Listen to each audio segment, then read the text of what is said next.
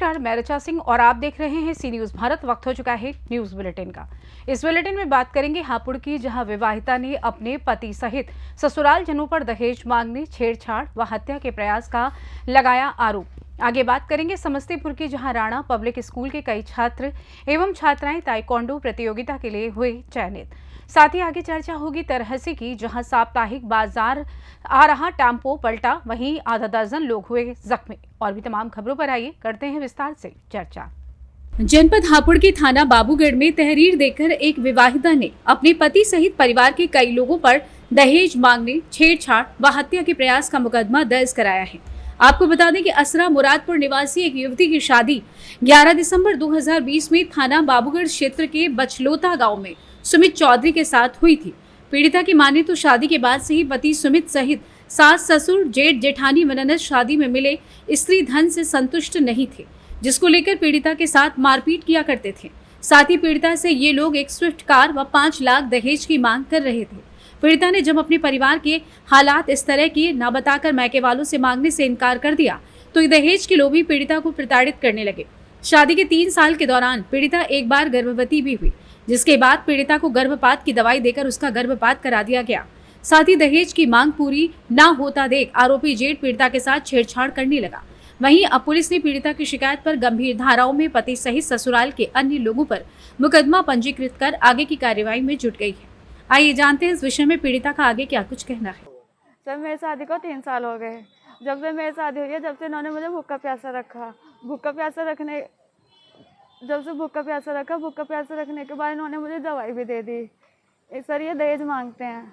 दहेज जैसे मेरे घर वालों की हैसियत की, उस हैसियत के हिसाब से मेरे घर वालों ने शादी कर दी। मेरे पापा नहीं है सर, जिसके कारण उनकी दहेज की मांग पूरी नहीं होने के कारण उन्होंने मुझे दवाई दे दी, जहर दे दिया। जहर देने के बाद मैंने अपने घर वालों को फ़ोन किया, जिससे मेरी तबीयत बिगड़ने लगी थी। उन्हें पता लग गया कि घर वालों को बुला लिए। उन्होंने फिर डर के वजह से हॉस्पिटल में एडमिट करवा दिया। हॉस्पिटल में एडमिट में 3 दिन तक रही। उन्होंने मुझे धमकी दी, अगर तूने अपने घर बताया आदमी जो आएंगे ये पुलिस को केस वेस करा तो हम तुझे मार देंगे, तेरे घर वालों को मार देंगे। सर, मैंने इसलिए कुछ नहीं बताया किसी से भी कि मेरा घर बस जाएगा, इसलिए मैं चुप रही। फिर क्या हुआ? सर, वो ले गए, हाथ पैर जोड़कर चले गए कि कुछ नहीं कहेगी तो किसे कुछ भी। मैं शांत रही।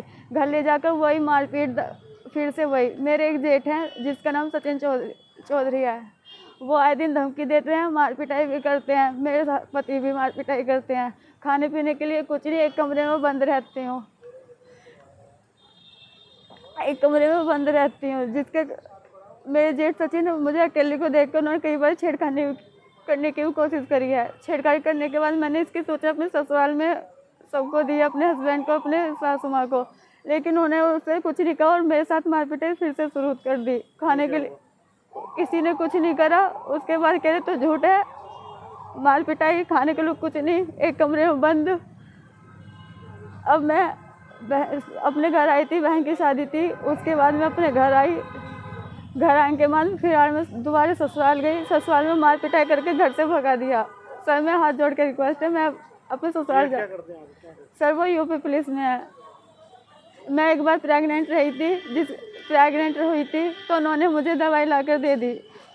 ये कह दी मेरी जेठानी गुरमीत है जिसका नाम, उसने ये कह दी ना तो तुझे सुमित का रहने दूँ ना उसका बच्चा होने दूँ। जैसे मेरे मिसकैरेज हो गए। सर, वो खेती करते हैं। तो आपने पुलिस के पास गई थी? सर, मैं एसपी ऑफिस भी गई थी, सब अधिकारियों के पास भी गई थी, लेकिन मेरी किसी ने नहीं सुनी। मैं वो सब जगह गुहार लगा रही हूँ। क्या हुआ? इधर से उधर भेज देते हैं, लेकिन कोई मेरी नहीं सुनता। हापुड़ से कैमरा पर्सन अमित के साथ सी न्यूज संवाददाता सुनील कुमार की रिपोर्ट।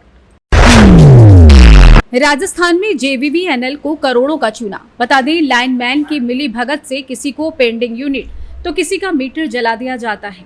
जयपुर राजस्थान का मामला है, जहां जयपुर के आगरा रोड पर विजयनगर और विजयनगर विस्तार हरिनगर, जहां रात दिन हो रही लाइट चोरी JVVNL को लगा रहे करोड़ों का चूना। लाइनमैन मेहरबान तो क्या करेगा JVVNL। लगभग 500 घरों की बस्ती में सिर्फ कुछ ही घर ही ईमानदारी से भरते हैं बिल। लाइन मैन रमेश पर पहले भी विद्युत चोरी को लेकर हो चुकी है कार्रवाई। ये वीडियो और फोटो हरिनगर में वाटर प्लांट और विजयनगर में जिम के पास बड़ी मस्जिद और विजयनगर गलियों से लिए गए हैं। राजस्थान से सी न्यूज संवाददाता भगवान दास शर्मा की रिपोर्ट। खबर समस्तीपुर से है, जहां हसनपुर बाजार स्थित राणा पब्लिक स्कूल के कई छात्र एवं छात्राएं ताइक्वांडो प्रतियोगिता के लिए उनका चयन किया गया। करीब 150 विद्यार्थियों में से 15 छात्रों का चयन हुआ। ये जानकारी ताइक्वांडो के जिला सचिव मोहम्मद मजहर ने दी। इस दौरान स्कूल के निदेशक नवनीत राणा एवं प्रधान अध्यापक रणवीर राणा सहित सभी शिक्षक मौजूद थे। राणा पब्लिक स्कूल के निदेशक नवनीत राणा ने बताया कि बच्चों को स्पोर्ट्स में रुचि के लिए कराटे, खो खो, कबड्डी, बैडमिंटन, शतरंज और कई तरह के गेम को भी स्कूल में शामिल समय समय पर किया जाता है। वहीं सफल छात्रों में सत्यम कुमार, मेहर कुमारी, पूजा कुमारी, केशव कुमार, मिथुन कुमार, शिवम कुमार, अविनाश कुमार इत्यादि शामिल थे। सफल छात्रों को गोल्ड एवं सिल्वर मेडल प्रदान किया गया।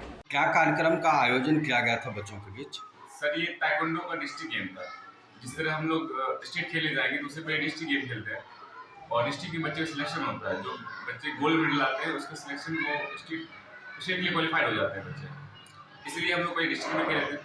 ये डिस्ट्रिक्ट ऑर्गेनाइज बेगूसराय डिस्ट्रिक्ट में किया गया था और वहाँ से जो बच्चे गोल्ड मेडल आए हैं उसका सिलेक्शन फिर स्टेट में किया जाएगा, जो नेक्स्ट मंथ 15-16 जून को है और उसका प्लेस है मोतिहारी डिस्ट्रिक्ट में।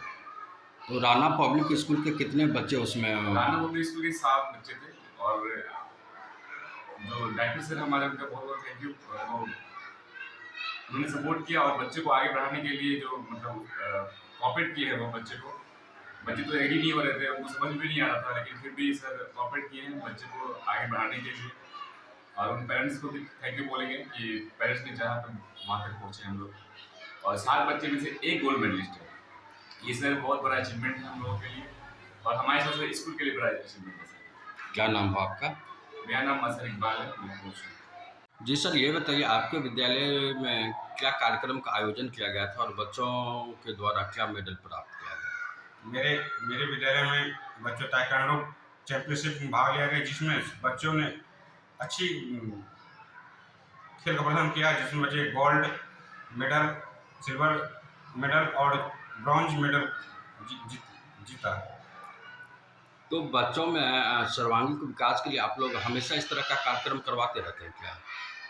बच्चों खेल का एक अभिन्न अंग होता है, जिसमें राणा पब्लिक स्कूल के द्वारा ये सब प्रोग्राम बार बार होते रहता है। क्या नाम हुआ आपका सर? नवनीत कुमार है, राणा। समस्तीपुर से सी न्यूज संवाददाता गौतम की रिपोर्ट। खबर संभल से है, जहां लोकसभा बदायूं चुनाव को लेकर प्रत्याशियों को जीतने के संबंध में लोगों द्वारा लगाई गई शर्त पर पुलिस ने लिया एक्शन।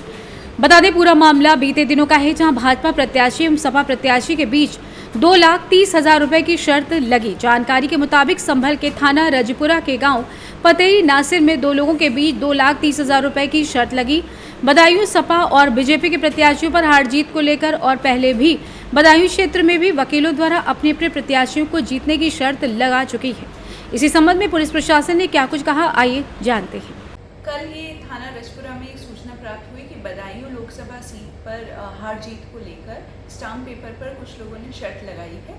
तुरंत इस मामले का संज्ञान लिया गया व जो अभियुक्त हैं उन लोगों के खिलाफ सुसंगत धाराओं में जुआ अधिनियम के अंतर्गत अभियोग पंजीकृत किया गया है व अग्रिम विधिक कार्रवाई की जा रही है। संभल से सी न्यूज संवाददाता एल.के. भारद्वाज की रिपोर्ट।